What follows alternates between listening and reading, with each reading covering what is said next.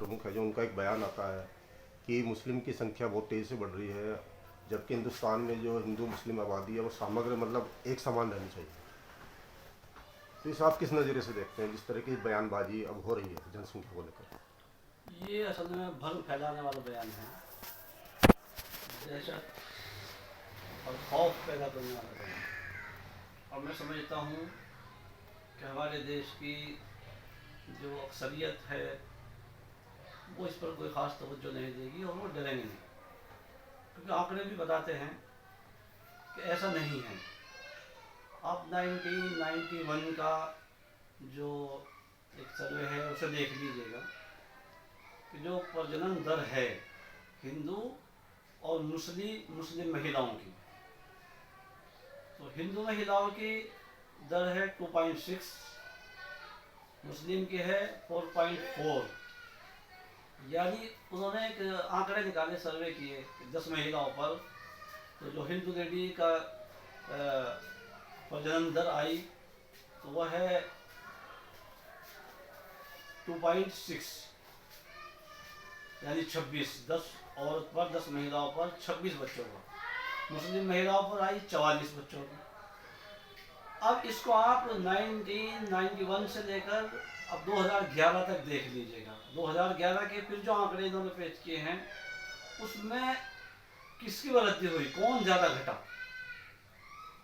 मुस्लिम महिलाओं की यही दर 10 महिलाओं पर जो उन्होंने एक आंकड़े पेश किए, प्रजनन दर को उन्होंने पेश किया है, तो वो 26 रह गई, 44 से 26। और हिंदू महिलाओं की 26 से घटाकर यानी वो रह गई 21, तो 0.5 का फर्क आया सिर्फ। और यहाँ का आप फर्क देख लीजिएगा। तो ये सिर्फ एक भ्रम फैलाने की बात है। इस तरह के से ये मैं तो ये समझता हूँ कि नुकसान होगा देश को, कि जनसंख्या उनकी बढ़ जाएगी, उनकी बढ़ेगी तो अब अल्पसंख्यक हो जाएंगे। किसी तरीके से भी 2050 तक के जो आंकड़े वो पेश कर रहे हैं उसमें भी हिंदू समाज अल्पसंख्यक नहीं हो सकता। इस तरीके से जो आज की प्रजनन दर है, यही रेशो अगर चलता है, इसी तरीके से चलते रहे, तब भी 77% हिंदुओं की आबादी भारत के अंदर 2050 में होगी, और बाकी सब जितने धर्म के मानने वाले लोग हैं वो बाकी में होंगे, 23% में बचेगा। लेकिन बढ़ती हुई आबादी देश के लिए एक बार खतरा ही बनती है, क्योंकि विभाजन का खतरा बना रहता है। अगर पॉपुलेशन बढ़ेगी तो कहीं ना कहीं विभाजन का भी खतरा बना रहेगा। देखिए, हमारा मानना यह है कि विभाजन पॉपुलेशन के बढ़ने से नहीं होता। विभाजन दिलों की दूरी से होता है, नफरतों से होता है। हम तो बार बार इस बात को कह रहे हैं कि आप देश के अंदर उस माहौल को मत बनाने दीजिए कि जिससे आपस में नफरत का माहौल बने, एक दूसरे से दूरी पैदा हो। झगड़ा जब होगा तो वो दिलों के खोट से होगा, दिलों की नफरतों से होगा, वो तादाद के बढ़ने से नहीं होगा। घर भी टूटते हैं तो आपसी भेदभाव से और अंदर के खोट से टूटते हैं। इसलिए जमीयतुल उलमा हिंद देश को जोड़ने के लिए, देश की एकता और अखंडता के लिए, भारत को विश्व गुरु बनाने के लिए जमीयतुल उलमा हिंद की तहरीक है कि देश को सद्भावना के बंधन में बांध दिया जाए, एकता के बंधन में बांध दिया जाए, मोहब्बत प्यार के बंधन में बांध दिया जाए, नफरतों को मिटा दिया जाए। जो नफरत के सौदागर है, नफरतों को फैलाकर दिलों को तोड़ने का काम कर रहे हैं, वो यकीनन देश को विभाजन की ओर ले जा रहे हैं। मोहन भागवत जी को भी चाहिए, वो देश के बहुत बड़े आदमी हैं, और इसी तरीके से सरकार में बैठने वाले लोगों को भी चाहिए कि उन लोगों पर नकेल लगाएं जो नफरत फैलाकर देश को विभाजन की ओर ले जाना चाहते हैं। कांग्रेस सरकार 1970 के दशक में एक स्कीम लेके आई थी, हम दो हमारे थे, परिवार नियोजन। उस पर अगर देखा जाए तो हिंदू ने बहुत सहमति जताई, लेकिन जो मुस्लिम आबादी है वो तेज़ी से बढ़ी है। देखिए, मैंने तेजी से बढ़ने के आंकड़े आप ही को ही बताए, उन्हीं लोगों के बताए, एक बात। दूसरी बात मैं कहूँगा कि आबादी के बढ़ने से आप नुकसान मान रहे हैं। आप 1951 36 करोड़ की आबादी देश की लगभग, और 2000 के आंकड़ों में 2011 के आंकड़ों में 121 पर पहुंच गई।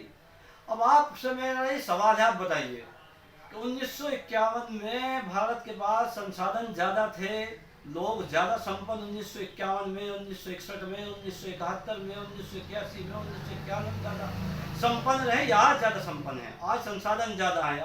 आप हेलीकॉप्टर और हवाई जहाज़ का इस्तेमाल करते हो, आपके देश में बुलेट प्रूफ ट्रेन आ चुकी, आप आज जो है लोग नेशनल हाईवेज पर दौड़ रहे हैं, घरों के अंदर एयर कंडीशन है, किसान का बेटा आज बेहतरीन वीआईपी ट्रैक्टर पर चलता है, बेहतरीन वीआईपी गाड़ी में बैठकर सफर करता है। जबकि वो देश, जबकि आबादी कम थी, 36 करोड़ थी, उस वक्त का किसान प्याज और नमक से रोटी खाया करता था। तो आबादी के बढ़ने से क्यों टेंशन में है? लोगों को रोजगार की बात कीजिए, रोजगार दीजिए। आप 100 हैं तो 100 को दीजिए, 50 हैं तो 50 को दीजिए।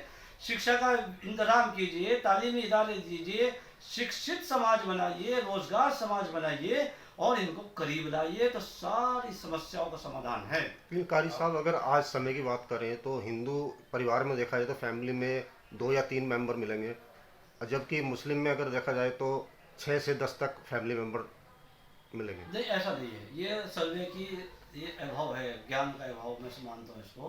दोनों तरफ ऐसा है, इधर ऐसा भी है कि 3 से 4 से 5 से ज़्यादा है, उधर भी ऐसे परिवार हैं, इधर भी ऐसे परिवार हैं। दोनों ऐसा तो दोनों तरफ है।